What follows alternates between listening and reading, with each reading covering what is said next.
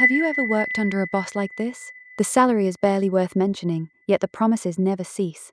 Day after day, you are expected to work from 9 in the morning until 9 at night, 6 days a week, and still they insist it is all for your training and development. Yet 1,800 years ago, there lived a leader who stood in complete contrast. His reputation was notoriously dark, and his methods were regarded as ruthlessly cunning. And yet, the talented individuals beneath his command only grew more formidable with time. More remarkably, every one of them remained fiercely devoted to him. Even as the world heaped criticism upon his name, not one was willing to walk away. That man was Cao Cao. Just how extraordinary was his approach to leadership. Once you hear it, you may find yourself tempted to throw your copy of Romance of the Three Kingdoms straight onto your manager's desk. Let us begin with a profoundly uncomfortable moment in history. In the year 200 CE, following his decisive victory over Yuan Shao at the Battle of Guandu, Cao Cao had secured the most significant triumph since the beginning of his rise, the equivalent of a small, scrappy company defeating the undisputed giant of its industry. Before the victory wine could even be uncorked, several baskets were brought before him by his subordinates, and when they were opened, its expression turned to stone. Inside were letters, written by whom? His own generals, addressed to whom? The enemy, Yuan Shao himself. And what did they say? Surrender. Pledges of loyalty, one after another, overflowing with shameless flattery, each more groveling than the last. Black ink on white paper, evidence beyond dispute. If you were the one standing in his place, what would you have done? Had them dragged out and executed on the spot? Convened a company-wide meeting to publicly strip them of their dignity, or quietly set HR to work investigating each name, biding your time to settle the score? Cao Cao's decision left everyone speechless. He did not read a single letter. Instead, he ordered every last one burned, right there in full view of all present. Then he said one thing. At that time, Yuan Shao was so powerful that even I could not be certain of my own survival. How could I possibly blame any of you? Rendered in the language of the modern workplace, this translates roughly as, all right, let's not pretend otherwise. Back then, this company looked like it was finished. Of course you hedged your bets. I understand completely. It's done now. Get back to work. I will never raise this again. With a single act, he conquered the hearts in that room entirely. Those who had been trembling in anticipation of punishment or dismissal were instantly overcome with something far deeper than relief. It was gratitude of the most profound kind. Each of them understood, silently, that in all their years to come, they would almost certainly never encounter another leader capable of tolerating even the intention of betrayal without exacting revenge. There is a concept in psychology known as the reciprocity bias. When someone extends genuine generosity toward you, you are instinctively compelled to repay it many times over. The fire Cao Cao lit consumed the evidence of treachery, but in return, it forged the loyalty of countless men. After witnessing that moment, who would dare betray him, and who would even have the face to try? But burning letters alone could not explain his legend. The true reason Cao Cao attracted the finest minds of his era lay in a principle far more striking. He deployed talent without imposing limitations. In that same era, when Yuan Shao recruited men, he scrutinized 3 generations of family lineage. Who was your father? Your grandfather? What lands did your family hold? Whom did you know? Without the right answers, no degree of brilliance could lift you beyond the rank of an ordinary subordinate. Cao Cao cared nothing for any of it. He issued a celebrated decree known as the Qiuxianling, a call for talent whose essence could be distilled into a single sentence. Even if you come from nothing, even if your reputation is in ruins, even if the whole world despises you, as long as you possess genuine ability, I will find you the right position, reward you handsomely, and give you every opportunity to prove what you are capable of. In plain terms, capability over credentials, contribution over seniority. Under a leader of that disposition, you needed neither family connections nor the cunning art of flattery. You needed only to produce results, and recognition would follow without delay. Guo Jia came from poverty. Jia Xu carried a reputation so damaged it had already outlasted several of his former masters. Trang Liao had once stood on the opposing side of the battlefield, a former lieutenant of Lu Bo himself. Would any other leader of that age have dared to use such men? Cao Cao not only dared, he entrusted them with his most critical responsibilities. Does that sound reckless? On the contrary, it reveals an acuity bordering on brilliance. He was constructing the kind of organization most deeply aligned with human nature itself: the capable rise, the mediocre fall behind, the strongest advance, a leader expansive enough to accommodate all manner of people in a world where standing was determined solely by what you could achieve. Where else could such a place be found?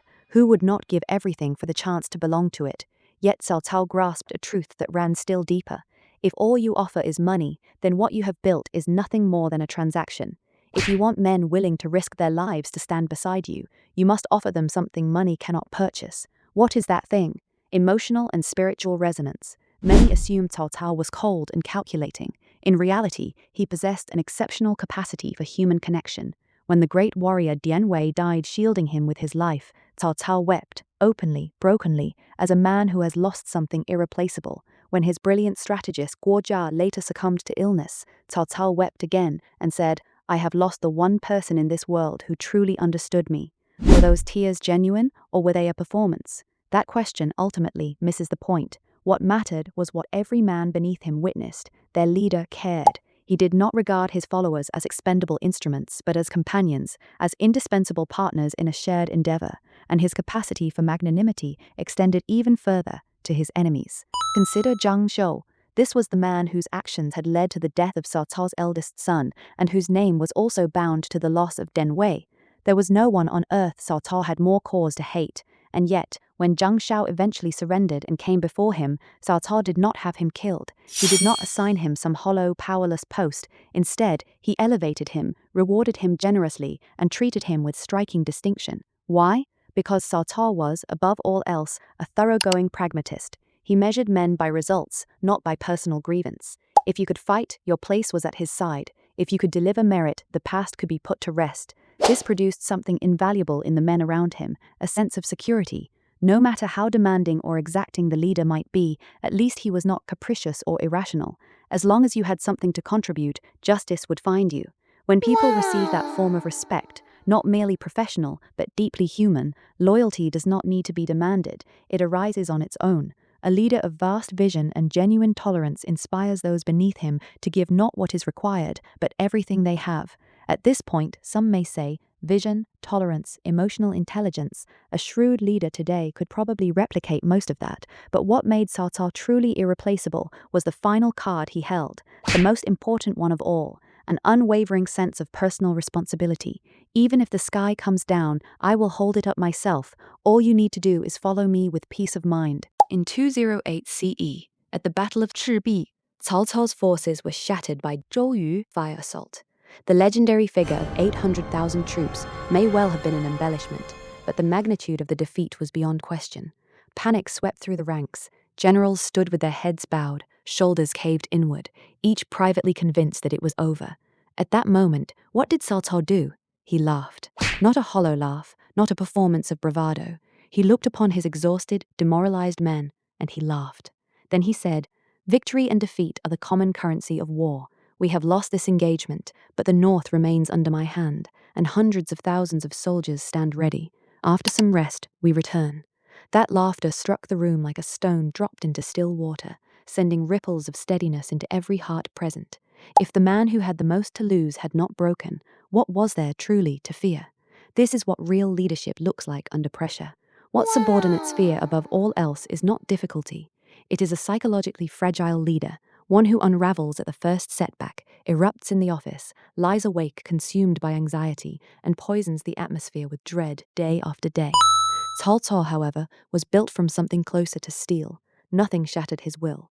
He treated failure as data, not as verdict. He treated hardship as instruction, not as the end of the story. To follow a person like that is to feel, at some elemental level, safe. The ship may meet the storm, but the captain will never abandon it. He will find the way through. Those capable of bearing extraordinary weight are worthy of being followed by many. Those who can endure the longest night are deserving of the greatest dawn. At this point, someone will inevitably ask, can I learn Cao Cao's methods? Yes, but it begins with cultivating 4 qualities within yourself. First, practice broad-minded tolerance in how you lead. Do not fixate on whether someone arrived 3 minutes late or left 5 minutes early. Do not pick at inconsequential details. Your actual objective is results. As long as no core principle is violated and the work is delivered well, minor imperfections can be forgiven. Water that is too clear harbors no fish. Leaders who are too rigid attract no followers. Second, release the grip of rigid moral judgment. If you want capable people to follow you, do not evaluate them against impossibly austere moral standards. Many of Cao Cao's subordinates were men the world called bad. They were also men of exceptional ability. Learn to prize contribution over mere diligence or years of tenure. Learn to tolerate ambition and meet reasonable desires halfway. Only then does your endeavor have the room it needs to grow. Third, offer genuine emotional value. Why do subordinates so often experience their managers as cold-blooded maximizers of profit? Because they are treated as instruments. Take a lesson from Cao Cao mourning Delm Wei. Even where performance was present, it was performance infused with sincerity. Learn to share in the emotions of those around you, to offer real praise, to extend authentic respect. People dedicate themselves to those who genuinely see them. When you give someone their dignity, they will return it to you in full effort. Fourth, build extraordinary psychological resilience. When crisis arrives and every other person in the room begins to fracture, you cannot afford to do the same. Even if your inner world is in turmoil, your outward bearing must remain composed, and, when the moment demands it, you must be able to summon something like Cao Cao's smile. The greater the weight of disaster you can absorb, the greater the accomplishment you have earned the right to pursue. The life of Cao Cao, examined in full, reads as a masterly treatise on human nature. What it teaches us is this: in the world of adults, choosing the right people will always matter more than trying to reform everyone. Only shared interest creates the most enduring bonds. Only a strong inner core can become the most reliable foundation for others to stand upon. If what you want is absolute loyalty and lifelong devotion, then remember 8 words: broad enough to embrace all things, steady enough to withstand all storms. This was the art of governance practiced by those who shaped dynasties, and it remains, with astonishing force, a form of advanced management wisdom, as incisive and as true today as it was 1,800 years ago.